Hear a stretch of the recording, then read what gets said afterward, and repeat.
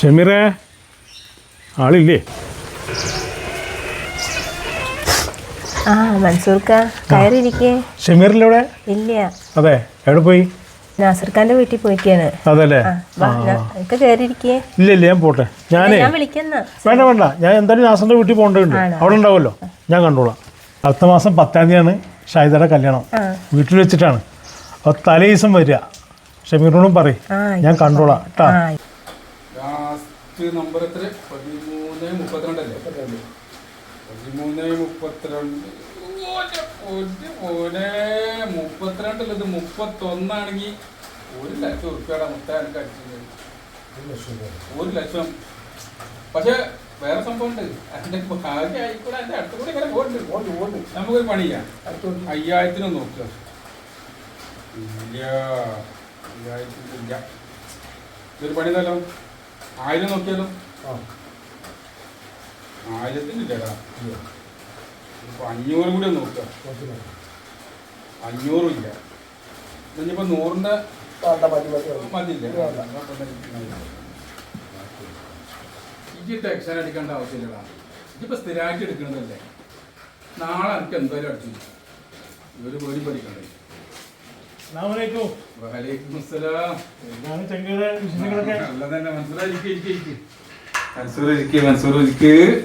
ഷമീറ, ഞാൻ വീട്ടിൽ പോരുന്നുണ്ടാ.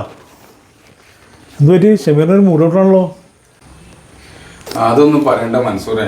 ഇവനെ ഒരു ലോട്ടറി എടുത്തിന്ന്. ഒറ്റ നമ്പറിന്റെ വ്യത്യാസത്തിലാണ് 1,00,000 പോയത്. ആ ടെൻഷനിലാണ് ഇപ്പൊ ഇരുത്തം. അതിനൊക്കെ ഇപ്പം എന്തിനാ ടെൻഷൻ അടിക്കണത്? നിങ്ങളൊരു കാര്യം മനസ്സിലാക്കണം. നമ്മളെപ്പോലുള്ള സാധാരണക്കാരെ ആശനെയും കീശനെയും ചൂഷണം ചെയ്യുന്ന ഒരു മേഖലയാണ് ഈ ലോട്ടറി. അപ്പോൾ നമ്മളാണ് ശ്രദ്ധിക്കേണ്ടത്. അതൊക്കെ പോട്ടെ. ഞാൻ വന്നതേ, മോൾ ഷാഹിദാൻ്റെ കല്യാണമാണ്. അടുത്ത മാസം 10-ാം തീയതി വീട്ടിൽ വെച്ചിട്ടാണ്. ഷമീറെ, ഞാൻ വീട്ടിൽ പോരുന്നത്. മൻസൂറെ, ഞാൻ പറഞ്ഞോടേക്ക് ഒന്നും വിചാരിക്കരുത്. ഇല്ല, പറയും. എന്ത് കല്യാണക്കത്താണ് ചെങ്ങായി? എന്തേന്നോ കുറച്ചുകൂടെ പൈസ മുടക്കിയിട്ട് കുറച്ച് പ്രൗഢിലൊക്കെ ചെയ്തുകൂടെ? അവിടെ നാസറില്ലേ, മോന്റെ കല്യാണത്തിന് ചെയ്യേണ്ടിന്നാ. എന്താണ് സ്വർണ്ണ കളറൊക്കെ കൊടുത്തിട്ട് ഗോൾഡ് കളറൊക്കെ കൊടുത്തിട്ട് എന്തേന്ന്? അതേപോലെ നമ്മുടെ വിജയന്റെ വീട്ടിൽ അതങ്ങനെയൊക്കെ ശരി. ഇതൊക്കെ എന്താണ് ഇത്? നാസറേ, ഈ കല്യാണക്കത്തിലൊന്നും പൊങ്ങച്ചം കാണിച്ചൊന്നും കാര്യമില്ല. ഞാൻ കല്യാണക്കത്തെ അടുക്കളില്ലാന്ന് വിചാരിച്ചാണ്. പിന്നെ എന്താ വെച്ചാൽ ചില ഭാഗങ്ങളിൽ പോയി കഴിഞ്ഞാൽ വീട്ടുകാരുണ്ടാവില്ല. അപ്പോൾ അവർ നമ്മൾ വന്നൊന്നും അറിയണ്ടേ. അതിനൊരു പേരിന് കല്യാണക്കത്ത്. ഇത് ഒരു നേരത്തെ കാര്യമുള്ളൂ. ഇത് നമ്മൾ എത്ര വില കൂടിയ കല്യാണക്കത്ത് അടിച്ചു കഴിഞ്ഞാലും അതിൻ്റെ സമയം കഴിഞ്ഞാൽ ചവിട്ടുകൊട്ടയിലാണ്. അല്ലെങ്കിൽ പല മക്കൾ കളിക്കുന്ന കളിപ്പാട്ടാവും. അത്രേ ഉള്ളൂ. അതിലൊന്നും ഒരു കാര്യമില്ല. ഷമീറ, ഈ ഇപ്പോഴും മുടോട്ടിൽ തന്നെ. എൻ്റെ പൊന്നാര ചങ്ങായി, ലോട്ടറി അടിച്ചില്ല, ഇതിന് ടെൻഷൻ അടിക്കണ്ട. ഈ എത്ര കൊല്ലമായി ലോട്ടറി അടിക്കണം വേണ്ടിയിട്ട്? ഞാനൊരു 15 കൊല്ലമായിട്ടുണ്ടാവും. 15 കൊല്ലം അല്ലേ? ഒരു ദിവസം എത്ര ലോട്ടറി എടുക്കും? അങ്ങനൊന്നുമില്ല. പൈസ അതിനനുസരിച്ച് 100-ന് എടുക്കും, 200-ന് എടുക്കും, 500 റുപ്യ മാക്സിമം എന്തായാലും എടുക്കും. എടുക്കൂല്ലേ?